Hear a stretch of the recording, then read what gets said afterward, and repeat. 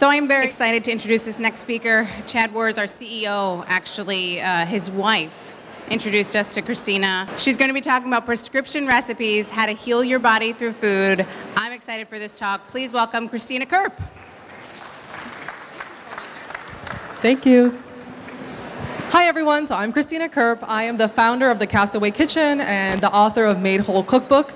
And I've kind of dedicated my life to helping people heal through food, like creating recipes that taste really good and are fun and exciting, but are going to help, control inflammation, reduce symptoms of chronic illness or food allergies, and really thrive. Because unfortunately, what we all consider normal food today is kind of contributing to this plague of chronic disease. We humans went from dying of bear maulings and war and infectious diseases to dying from cancer and heart disease. So what changed? What was this big switch? And I argue that in the last 10,000 years, humans, we haven't really evolved. 99% of our DNA is exactly the same as it was 10,000 years ago. However, in the last 100 years, our diet has had this huge overhaul, and not for the best.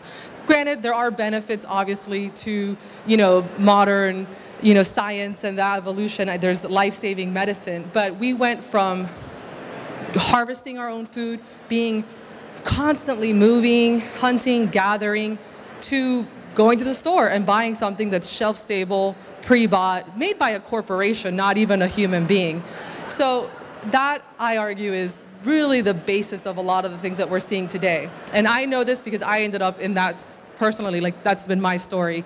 I was 29 years old, and I had autoimmune diseases that were just running, ravaging my body. The inflammation, the pain, the swelling, the fatigue, the brain fog. I could barely function, and I had a 2-year-old child to take care of. On top of that, I was severely overweight, and I was miserable, and I was like, how is this possible? I'm a chef. I was a restaurant chef, and I worked on a farm-to-table food truck in San Diego, talk about eating organic and hippie and from scratch.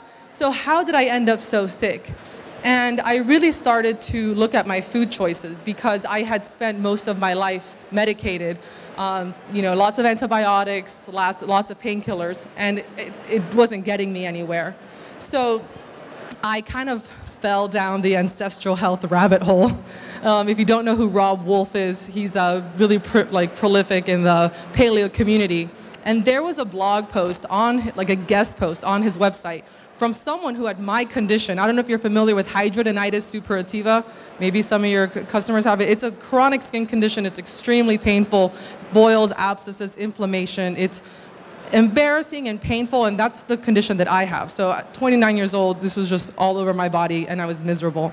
And there was this person who wrote this post, and she's talking about nightshades and tomatoes and potatoes, and hold on, it's in remission. She reversed this disease. She was able to control this. And I had this mind-blown moment because I had spent my entire life visiting dermatologist after dermatologist, being prescribed antibiotics and painkillers and cortisol shots, and nothing was working. And that I was kind of obsessed with that idea that, oh my gosh, I can control this. The power is within me. And so went down that rabbit hole, still haven't come out. And what I learned was all this information about how food affects the body, all this information about autoimmune disease. I didn't know. I'd lived with this condition my entire life, and I hadn't known that it was an autoimmune disease. My father has multiple sclerosis. I didn't know that that was an autoimmune disease. My mother has rheumatoid arthritis. She has Hashimoto's. Obviously, this runs rampant in my family. And so what's happened is, how do these people who like food, and we cook from scratch, and we eat healthy, right? I ate the whole wheat, and I ate the low fat, and I did Weight Watchers, and I had done South Beach diet. So how did I end up obese and sick at 29 years old? And it goes back, and it just made so much sense when you really look at an ancestral template and what humans are actually we are living in a world, and we're eating a diet which we have not evolved to eat. And it's messing with our gene expression. We're turning on all this chronic illness. It's like a switch. And you can turn it off, but it takes forever. And it takes lifestyle changes. Diet doesn't work. It has to be forever. So when I look at my path, right? Because I kind of did paleo and I gave up grains and dairy and soy and corn and processed sugar. And then I found the autoimmune protocol, this like mother of all elimination diets. Take out eggs and coffee and chocolate. Oh my gosh, are you kidding me? Like, it was really hard. But through all these elimination diets, I found out I had certain trigger foods. And like that girl in that post, guess what? I can't eat nightshades either. So tomatoes and red peppers and like paprika and eggplant and white potatoes, they make my hidradenitis flare. So I can, like, something I eat makes this condition appear on my body, on my skin. It's incredible when you start eating in a way that connecting the dots is so clear. Because someone says, but what do you mean? You're never going to eat pizza again? And I'm like, gluten, dairy, and tomatoes? Hell no, I'm not eating pizza again. Is it worth it? Absolutely. Because living with that level of chronic pain, nothing's worth that. Like, and it's almost hard to know if it's worth it until you're feeling better, right? Seeing how valuable it is to actually thrive, it's hard to see that until you get there. But I will tell you that the hundreds of thousands of people who are finding remission through solely diet and lifestyle changes, it's astounding. And so how do you go from cooking standard American diet where we're told to eat like 11 servings of grains and we're told that fat's gonna make you sick and we're told that you know the whole grain and the low fat and sugar doesn't matter how much you eat. Like, how do you go from that to then eating food that's gonna heal your body? And so I always tell people, because we like rules. Most of us, I know we say we don't, but when it comes to food, in my experience, people really like to have the manual. This is what's gonna work, it's black and white, it's the magic pill. And while that doesn't exist, I will say that going to an ancestral template, going unprocessed food, or at least 90%, is gonna be your first start, the first step in the right direction. And then from there, there's little things that you can tweak to optimize how food is gonna affect your body. And what I've learned is the big ones for me, blood sugar regulation is a really big one, especially nowadays where we have this diet and we're over consuming carbohydrates. And I know keto, right? Keto's really big right now. Everybody loves keto. You can eat bacon, you can eat fat, and you can lose weight and you have energy. And the reason why keto works is because of the blood sugar regulation, because you go low carb, you're no longer living on this with these insulin spikes.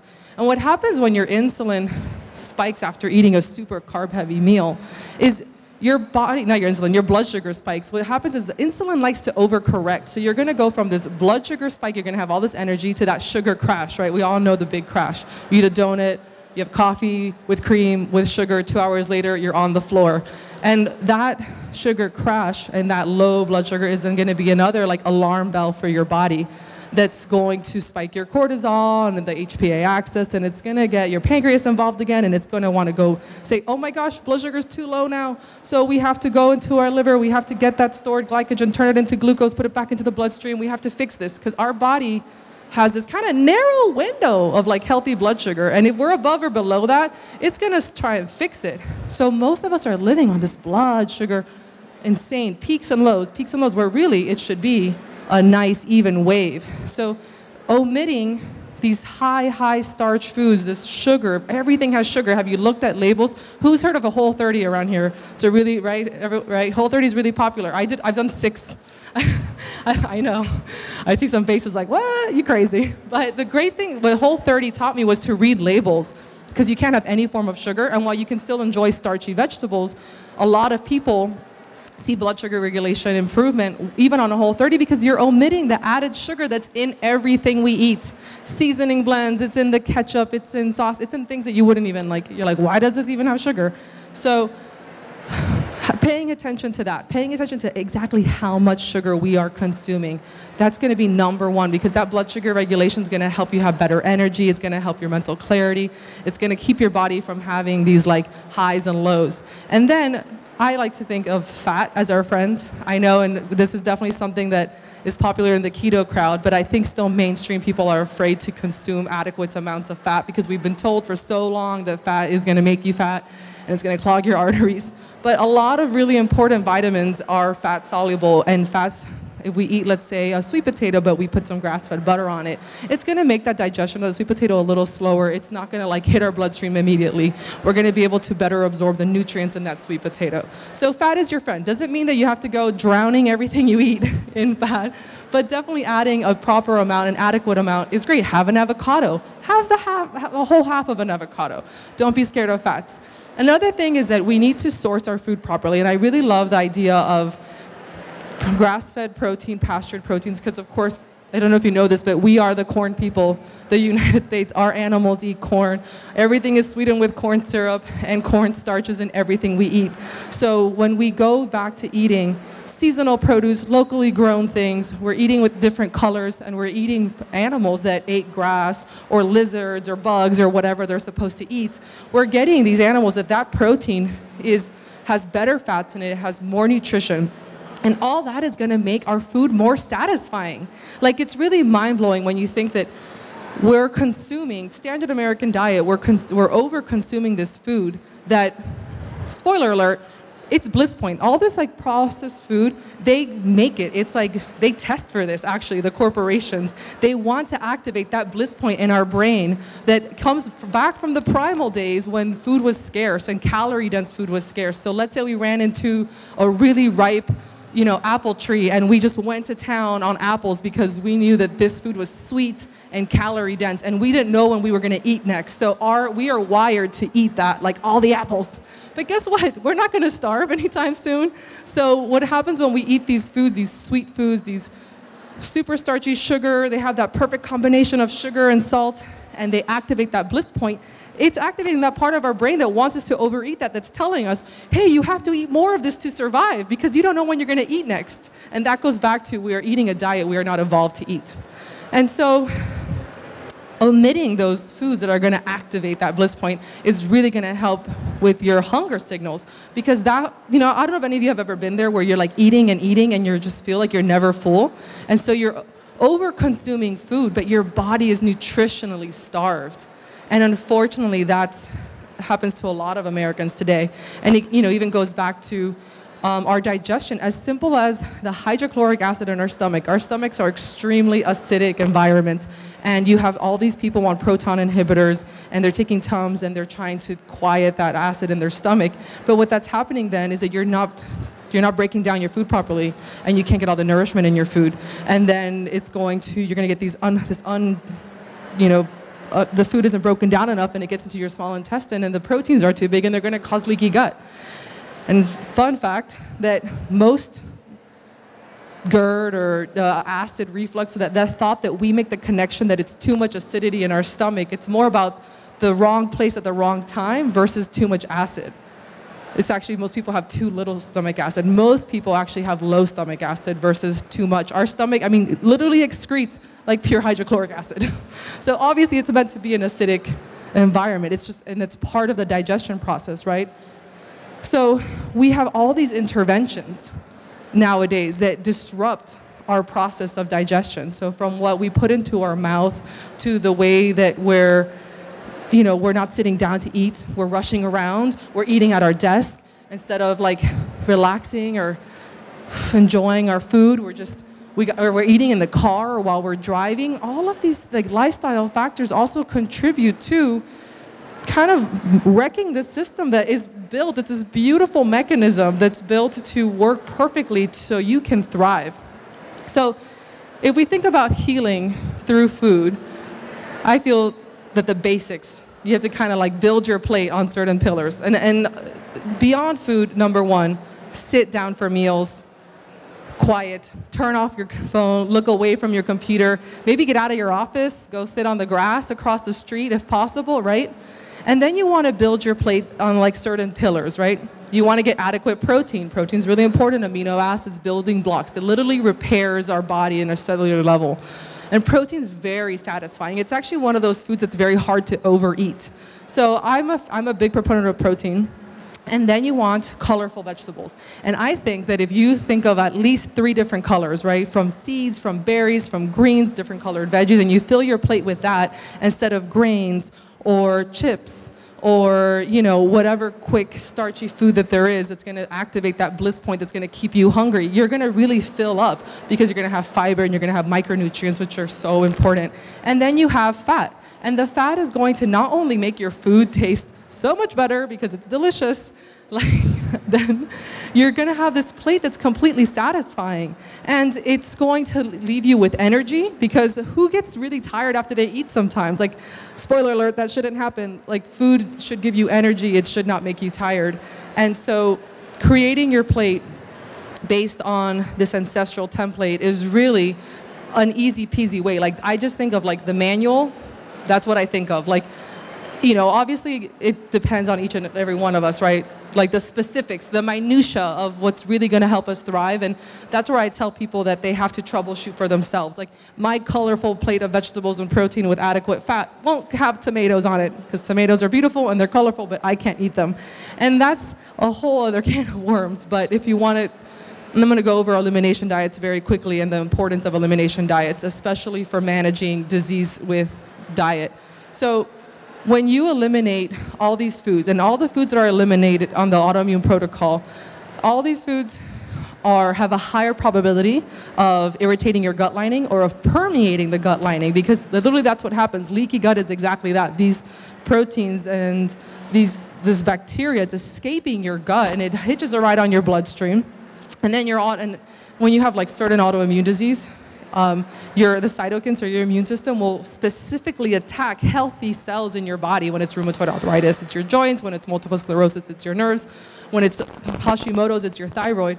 So, but then when you just have leaky gut and no autoimmune disease, then it's like a crapshoot, because you don't know what's going to happen. You don't know where that weird swollen joint is, or that creaky knee. You don't know where the inflammation is going to arise. And I think a lot of people live with these weird symptoms, like that achy joint, the weird headache, maybe that you get in the back of your throat after you eat eggs, or a migraine, or a runny nose. All of these are symptoms of food intolerances, and some of them are mild and some of them are absolutely debilitating, and they really vary, like, you know, from person to person. But in doing an elimination diet, where at least for 30 days you eliminate all possible inflammatory foods and then you add them in one at a time, it is insane how it becomes clear as day how a food makes your body react. So I have been off of my reactive foods for over 3 years. So yes, I have lived without tomatoes or potatoes or paprika for 3 years, and it is really hard to eat out because, holy hell, red pepper is in everything. And to give you an example of how these foods still make me react, I had my son, I bought him these like Simple Mills, his paleo crackers for his lunch, right? And he was like kind of leaving them in his lunchbox after a few days. So I was like, maybe they don't taste good. So I tasted a cracker. And this was just a few days ago. And then the next day I woke up and my hidradenitis had flared. And it had been a long time since I had an autoimmune flare. And when I went back to the kitchen and I looked at the packaging, the damn crackers had paprika in them. So I'm literally living my life where I have my disease completely under control, because I eat in a way so that I live healthy and I'm thriving without symptoms of my disease. I ate something that's on my no list that I know makes me react, and boom, just like that, flare. And I know that can seem daunting, because you think, well, you've been doing this for so long, well, don't you get to a point where you completely heal? And I think that some people do. It depends on how far along they are. But when I'm someone who's had this, I've had my condition since I was 13 years old. And when I look back now at my medical history, I've been like the poster child for leaky gut and autoimmune disease since I was a young kid. So obviously I've got a lot of healing to do, and it might be another 5 years before I can eat a tomato, or maybe I'll never be able to eat one. But the point is that I know how to eat now in a way that I am thriving on the day-to-day, where I live without chronic pain. And while this flare totally sucks, it was a really amazing reminder of why I do what I do. Because I used to live with the level of pain and that kind of reaction all the time. And I'm like, oh my gosh, that used to be my life, dealing with that on the daily basis. And I don't even recognize that anymore, because who I am now, and I'm thriving and I'm active and I can hike and I can weightlift and I can jump and I can play with my 5-year-old and I run my own business and I wrote a book and writing my second one. And like, that person 4 or 5 years ago who lived with chronic inflammation and pain could have never done that. And all of this was reversed solely through food, through going to an ancestral template, through balancing my blood sugar, through eliminating inflammatory foods. And a lot of amazing things happen. There's this great trickle-down effect when you really eat to heal your body. It's that maybe your hormones will balance out. Maybe you didn't even know they were out of balance, but they start balancing out. You know, maybe you had something that you thought was just normal. I always thought that I had a bad ankle. I had twisted it so many times that it was like, that was it. That was just my lame leg. But you know, it's not. It works. It's fine. And it doesn't swell anymore, and it doesn't hurt. And that's just one of those tiny little things that compounds to be like, wow, we really are meant to thrive, to feel good, to have energy, to have mental clarity. I had ADHD, or I guess I was diagnosed with ADHD in high school, and they put me on Adderall. And I remember always just being like, I have a hard time focusing. I was that kid. I was too chatty in school. I couldn't focus on my work. I wrote a 432-page book in 5 months. You're telling me I have ADD? No. Like, it was just because finally, for the first time in my life, eating foods that my body really needed, I could focus. And so everything from chronic illness to energy to mental clarity, just your mood will improve when you really eat in a way that supports your gene expression, right? Think about epigenetics, going back again to 10,000 years. Humans really haven't evolved. 100 years, our food has completely degenerated. But it's still there. Plants and animals, people, easy as, like, it cannot be simpler. Just, if it didn't come from the earth, don't eat it. And really, from there, you can then start tweaking and troubleshooting. You can maybe try keto, go a little lower carb, go a little higher fat. Maybe that's going to be, you know, a tweak that you need to really improve. Maybe do a Whole30. Maybe that kind of more restricted, structured elimination diet is going to really help you thrive. Maybe you need to do an autoimmune protocol, which, like I said, it's a doozy. But that could be something that could really help you if you're someone with several or one or more autoimmune diseases. So think about how is this going to even help your customers, right? So if you have elderly people, a lot of people are on medication for chronic illnesses, a lot of dietary related illnesses, I would say, if you think of blood sugar regulation or chronic inflammation. How amazing would it be if people could manage these lifelong, right, issues through diet and lifestyle, so the life-saving medication that they need works more effectively? You know, and there's been a lot of research lately, especially that's one of the great things about the ketogenic diet. There's a lot of clinical research on it, which is kind of fantastic, as opposed to paleo, which was kind of this rogue movement on its own. But for me, I don't see much difference between the two of them, because I don't see that this big keto wave where people are just eating cream cheese and eggs and bacon. For me, keto means eating low carb on a paleo template, because I always go back to the one black and white in my head is ancestral template. If it didn't come from the earth, I'm not going to eat it. And just focusing on that, focusing on blood sugar regulation and adequate protein and colorful vegetables, and yes, the delicious fat that we can add to our plate, we're really going to have these meals that help our bodies thrive. And the possibilities are endless. You kind of, once you start feeling better, it's like this addictive thing where you're like, oh my gosh, I want to be superhuman. I can totally do it. And you see these people, you know, these pillars of the ancestral health movement, and they are aging gracefully. They're aging in reverse. Some of these people, I mean, I know I look healthier now in my 30s than I did in my 20s, when I wasn't sleeping enough, when I was eating tons of sugar, when I was drinking. I used to smoke cigarettes. I mean, people are always like, oh, you know, you're gonna, like, they assume it was easy for me, the change. Like, this is a party girl from Miami eating chili cheese fries at Denny's at 4 in the morning, like, chain smoking cigarettes. Like, believe me, that was me. And then, like, I don't even know who that person was, but anyone can change and anyone can turn it around. You know, I was literally 29 years old, and I did not think I was going to make it to 40. And I had this little baby I had to take care of, and I couldn't play with him at the park, and I was cranky. And man, food, just through food. Like, it's mind-blowing, the power of what we put in our body and how it affects us. And why have we forgotten that?